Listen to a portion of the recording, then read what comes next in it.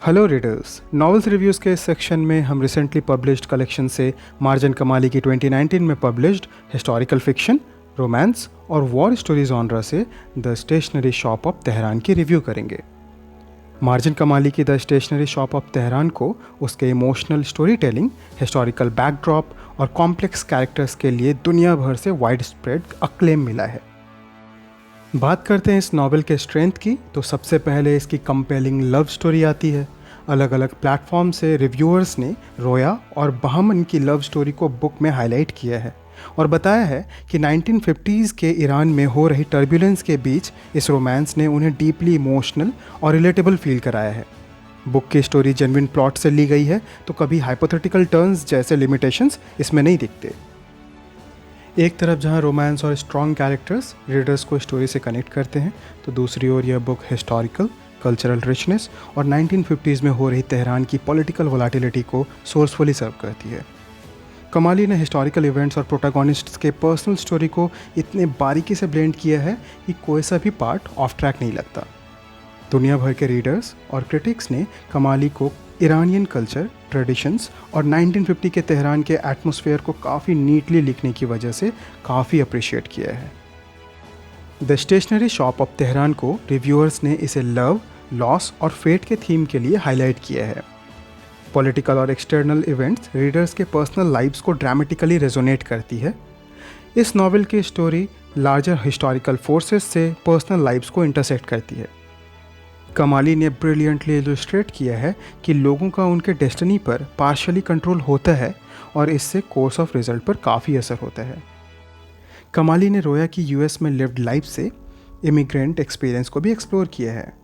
Nostalgia, home sickness और पुराने culture से होकर एक नए कल्चर को अडेप्ट करने के challenges themes to themes encounter होती हैं। रीडर्स जिन्होंने इमिग्रेशन एक्सपीरियंस किया है, उन्हें यह बुक काफ़ी रिलेटेबल लगेगी।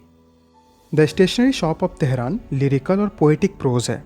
कमाली की डिस्क्रिप्शन विविड और इवोकेटिव है, खासकर जब वो तेहरान, स्टेशनरी शॉप और कैरेक्टर्स के इमोशनल स्टेट्स को डिस्क्राइब करती हैं।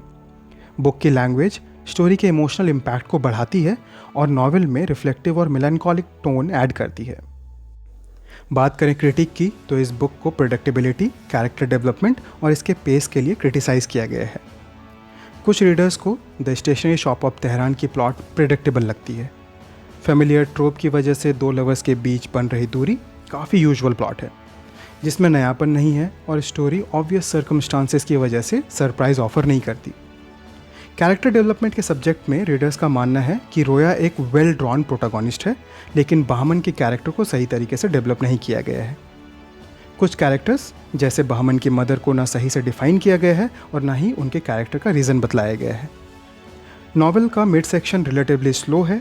मेडिएटिव और रिफ्लेक्टिव टोन सर्टेन कोर्सेस में रिपीटेटिव हैं, जो स्टोरी से डिटैचमेंट फील कराती है। सारे क्रिटिक्स के बावजूद the stationery shop of Tehran को वाइडली प्रेज किया गया है। इमोशनल डेप्थ, हिस्टोरिकल कॉन्टेक्स्ट और इवोकेटिव राइटिंग नॉवेल की स्ट्रेंथ है। जिन रीडर्स को लव स्टोरीज़ और सोशो पॉलिटिकल हसल पसंद है, उन्हें यह नावल काफ़ी पसंद आएगी। सारे एस्पेक्ट्स को एनालाइज करके मैं इस नावल को रेट करूँगा 3.5 आउट ऑफ 5। अगर आपने यह बुक पढ़ ली है, तो क्रिस्टिन हैना की द फोर विंड्स और हीथर मॉरिस की द टैटूइस्ट ऑफ ऑस्विट्स पढ़ सकते हैं। आपको अगर इमोशनली ड्रिवन नैरेटिव पसंद है, तो ये सभी नावल आपको मिसमराइजिंग एक्सपीरियंस देंगे। होप आप अपने रीडिंग एक्सपीरियंसेस हमसे ज़रूर शेयर करेंगे। तो मिलते हैं ऐसे और भी नॉवेल्स के रिव्यूज़ के साथ। तब तक के लिए हैप्पी रीडिंग, हैप्पी जर्नी।